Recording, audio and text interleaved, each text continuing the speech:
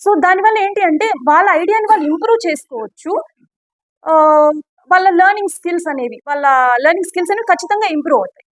So so ఇదొక activity నేను observe చేసింది. ఇంకా ప్రోగ్రామింగ్ విషయానికొస్తే పెయిర్ ఆర్ మాబ్ ప్రోగ్రామింగ్ అని చేపిస్తారు. సో పెయిర్ ప్రోగ్రామింగ్ అంటే ఇద్దరు స్టూడెంట్స్ ఒకటే కంప్యూటర్‌లో వాళ్ళు కోడింగ్ అనేది చేయాలి.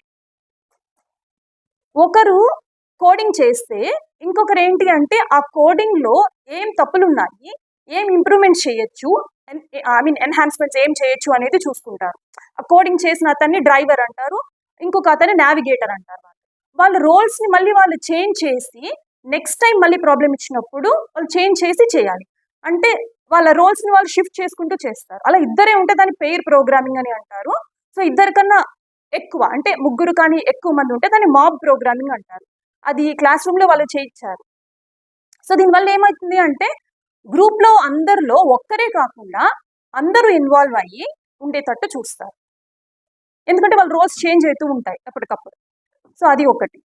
ఇంకా డిజైన్ స్ప్రింట్ అని ఆ యాక్టివిటీ కూడా చేయించారు. డిజైన్ స్ప్రింట్ మెథడాలజీ ఏంటి అంటే ఫాస్ట్‌గా ఒక ప్రాబ్లమ్‌కి సొల్యూషన్‌ని వాళ్ళు ఎలా చెప్పగలరు? అంటే ప్రాబ్లమ్ కంటే సొల్యూషన్ వెంటనే వాళ్ళు చెప్పలేరు. So they will give some time for ఐడియాకి ఇంత టైం అని, వాళ్ళు ఐడియాని డిజైన్ చేసేదానికి కొంత టైం అని, ప్రోటోటైప్ బిల్డ్ చేస్తారు, టెస్ట్ చేస్తారు. షార్ట్ పీరియడ్ ఆఫ్ టైంలో సొల్యూషన్ని ప్రొవైడ్ చేయడాన్ని డిజైన్ స్ప్రింట్ యాక్టివిటీ అని అంటారు. సో ఇది నేను నా క్లాస్‌లో కూడా నా స్టూడెంట్స్ దగ్గర చేయించాను. ఓకే. సో ఒక ప్రాబ్లమ్ స్టేట్మెంట్ ఇచ్చేస్తాం వాళ్ళకి. ప్రాబ్లమ్ అంటే ఏంటో పెద్ద పెద్ద ప్రాబ్లమ్స్ అని కాదు. సింపుల్‌గా మన కాన్సెప్ట్ మనం టీచ్ చేసే కాన్సెప్ట్‌కి రిలేటెడ్ ప్రాబ్లమ్ ఇస్తాం. ఫర్ ఎగ్జాంపుల్ నేనేమి ఇచ్చాను అంటే స్టూడెంట్స్‌కి నేను డేటాబేసెస్ గురించి చెప్పాలి వాళ్ళకి. సో దాని యొక్క అడ్వాంటేజెస్ వాళ్ళకి తెలియాలి అంటే అసలు ఉన్న ప్రాబ్లమ్స్ ఏంటి అనేది తెలియాలి. అవన్నీ మన ఎస్ఆర్ఎం స్టూడెంట్స్ దగ్గర